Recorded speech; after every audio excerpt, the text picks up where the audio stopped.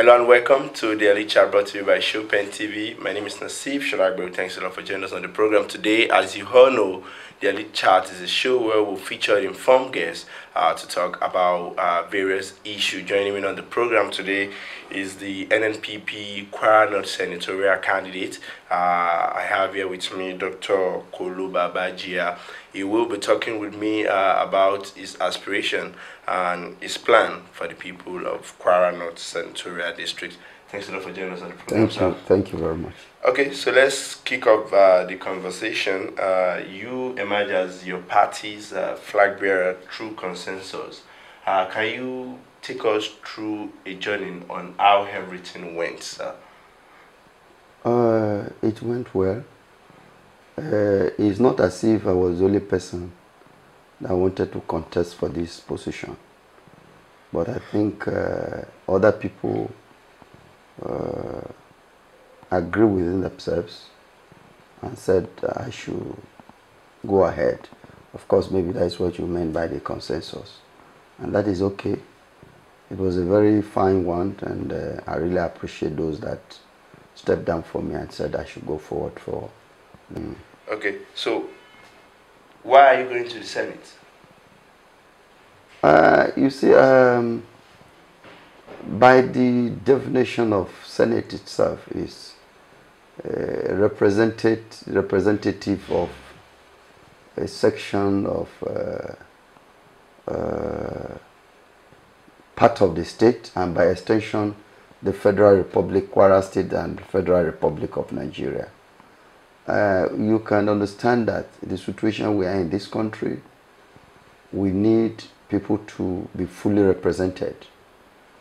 Represented in the sense that, especially probably where I come from Kwara North, we are backward by infrastructure, educational, we are backward, and we need somebody that will represent us at the federal level so that what is meant for us got to my people accordingly.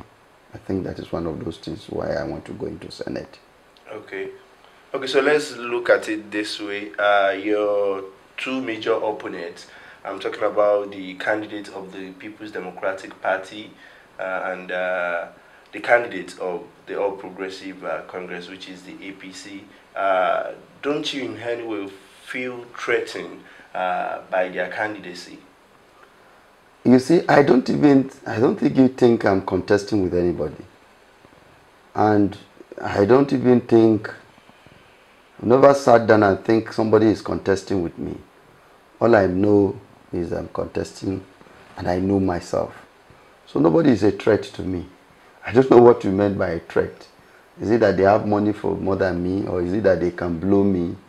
Or I don't understand what we are saying. We are in a contest. I'm talking about their popularity. Popularity, that is a relatively different. I don't understand what you mean by popularity. Am I not popular? Are you talking of the party, or you are talking of individual? My friend, we are not talking of party this time around. We are talking of the individuals behind these parties. So if you are talking of popularity of party, yes, I agree that PDP and APC has been in existence for many decades. But myself, Dr. Kolo himself, has been existing in Kwara North for the past 56 years. So when you are talking of popularity, you should talk of me as a person. And when you are talking of popularity, if you are talking of popularity of a person, and there's, I think everybody in Kwara North should know me. So, but when you are talking of party, and we are not talking of party this time around. Okay, you mean the 2023 election will be based on individuals? Individuals, yes. If we are talking of party, somebody like me you should know that the party, under the platform of the party I'm contesting, is a party that is not more than 7 months. Okay. It's a new party. Okay. So if you are talking of popularity, somebody like us should not feature at all. And that is one of the narratives we must change. The dynamics of politics must change. We shouldn't, because a party that has been existing for 25 years, it should be the party of the day. Individuals should also be examined. Individuals should be put into consideration. So, as far as I'm concerned, I'm contesting this election, and I don't see anybody contesting with me. Okay, political analysts are of the opinion that your party is a new party in Kwara. So how would you rate the chances of your party in the 2023 general election? I'm not talking about the senatorial election alone. I'm talking about all other elections. See, you are emphasizing on the new party. And I've told you, don't just be talking of the... You should mention candidates. Who are the candidates behind these parties? By the time you mention the candidate, I should be able to tell you. But we're not talking of party this time around. We're talking of who are these individuals in these parties. Who is your gubernatorial candidate? Who is your senatorial candidate? Yeah, who is representing you in House of Rep? Those are some of the questions, if you have asked me, I would have probably answered you. But not my party. My party, no. Okay, so let's talk about your plan for the people of Kwara North. You know, there is saying that one must have contributed one way or the other to the development of a society before you can seek for people's votes. What do you think you've done to deserve the votes of your people? I think my people could attest to that. Whatever I'm saying here, you probably as a journalist may not believe me, but the people outside there, they should know that before this contest, I have been doing a lot of things for my people. I've empowered my people. I have gone into their heads in case if there is need for anything. It will interest you to know that I started a different perspective of politics in Kwara North. Before I start contesting, I did some things, infrastructure things that people could be able to say that this is what I did. I could mention some of them. Yes. Yeah. Yeah. You understand what I'm saying? Yeah. But unfortunately, I don't drop my trumpet. I don't blow my trumpet. People that are from my place, they should know. And when they hear me talking, they should know that what actually he has tried for us. I don't know whether you understand. Let me give you an instance. I remember some years back. It's in my usual way anyway. Any day there is a salah in my place, I go to the hospitals with my talking and I share it for them. And a woman came to me recently and said, you remember some years back, my father was sick in the hospital, there was no food for the salah day, and you came and shared that money to all of us. My father was able to take injection, was able to treat himself, and that was how we recovered, and that was how we sustained the salah day. Okay. And she came with a gift. I was surprised. It's not because I had never thought of politics then. I don't know whether you understand what I'm saying. I never thought of politics. I just felt I have that woman feeling for people. Because like what I used to tell people, I never pray for anybody to go through what I went through in life. And I can imagine there are still people that are going through what I went through. So anytime I see that, because of this opportunity, I have always remembered them. That there are people that are suffering. And that is why even when I was in the service, even after I left in my business world, I try as much as possible to extend my little fellowship to my people. Because I know what they are going through. Okay, sir. So you're going to the Senate during this period. A lot is happening in the country.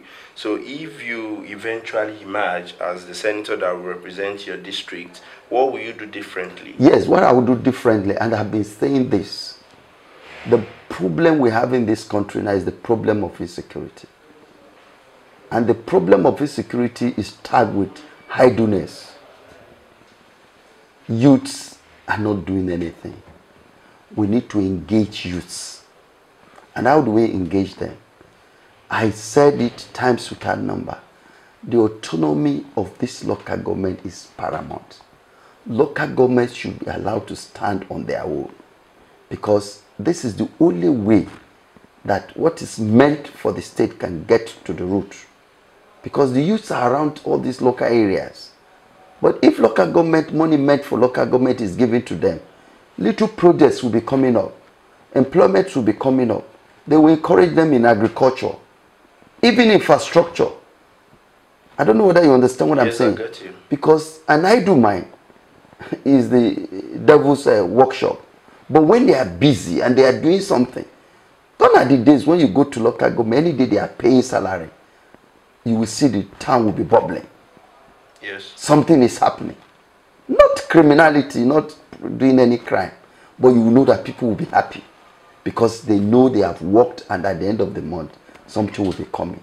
So I will want to encourage the government that the autonomy of the local government should be paramount. Local government should be given their powers and let them execute whatsoever money that is meant for them, and that will be of the benefit to their people.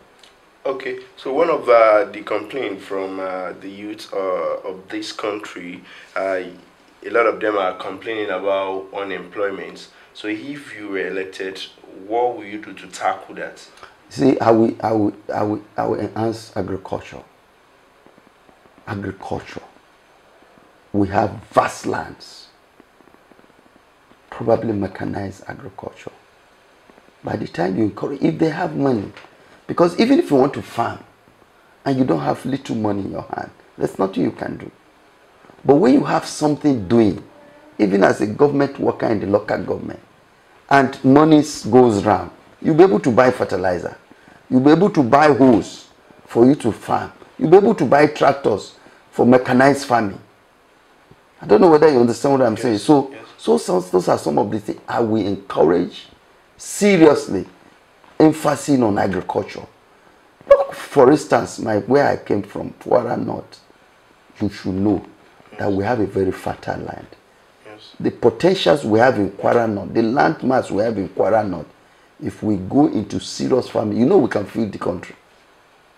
So one of the things I will do is to encourage agriculture. The land is there.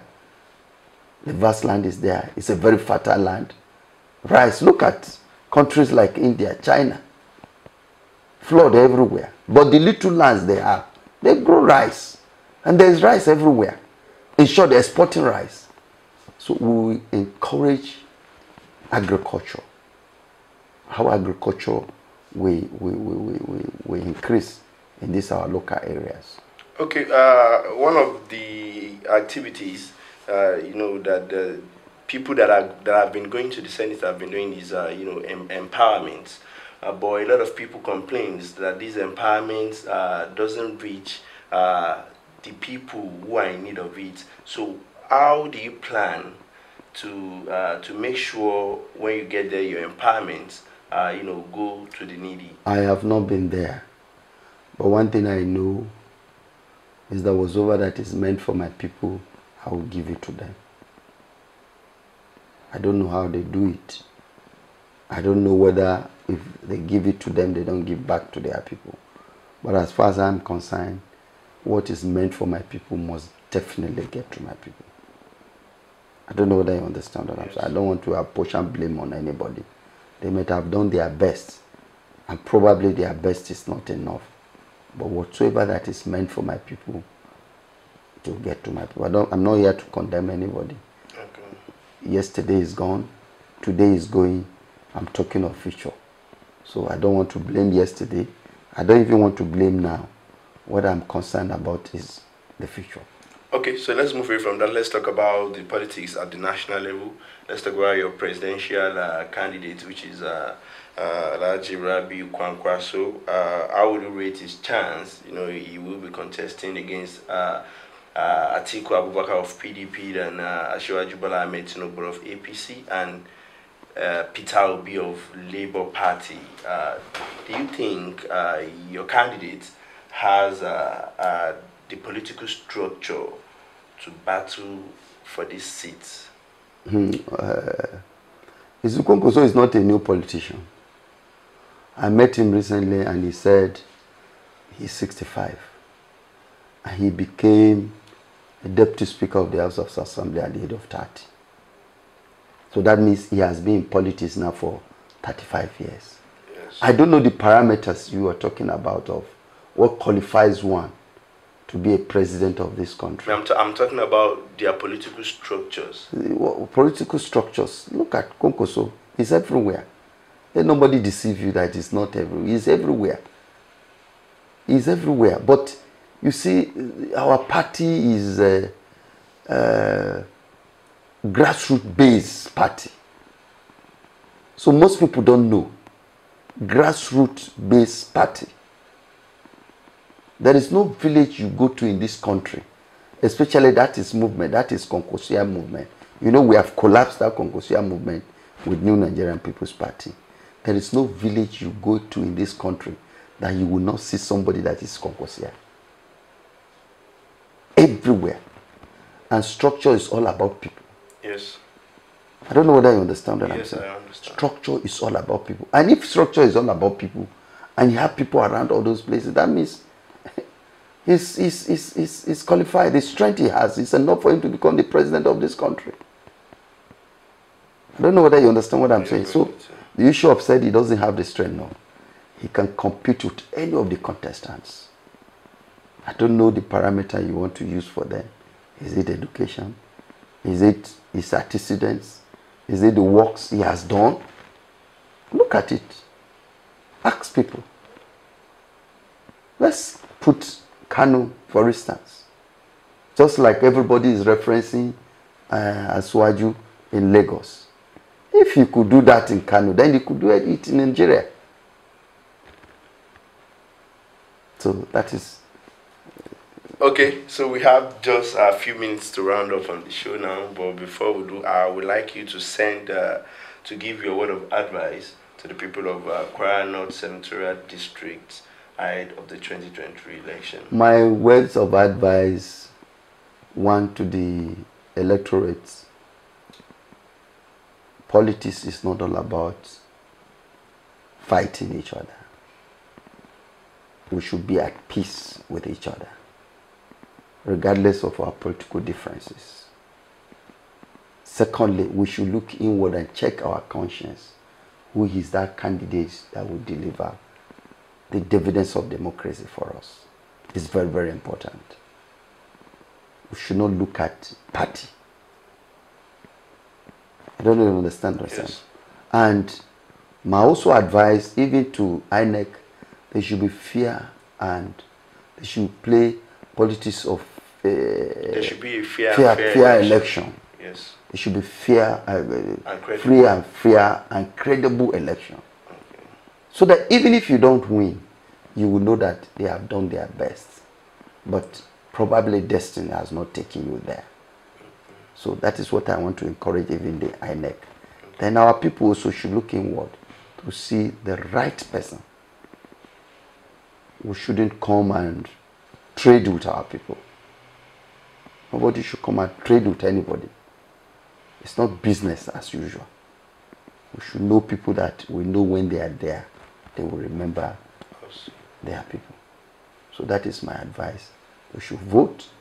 We should not all these politics of hooliganism, fighting around there. Because we are all brothers.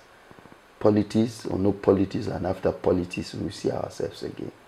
If you don't win the election today, that does not stop you. If you are not with me today, that does not say you will not be with me tomorrow. So I will encourage everybody. We should be at peace with each other. We should check our conscience and look inward to vote for the right candidate. Okay, thank you very much. We've come to the end of the show. We've been talking with the NNPP Kwara Senatorial candidate, Dr. Kolo Jiya. He has talked to us about his plan for the people of Kwara North Senatorial District. Don't forget to like, share, and subscribe to all our pages across the social media platform. My name is Nasif Shalagbe. We'll see you next week.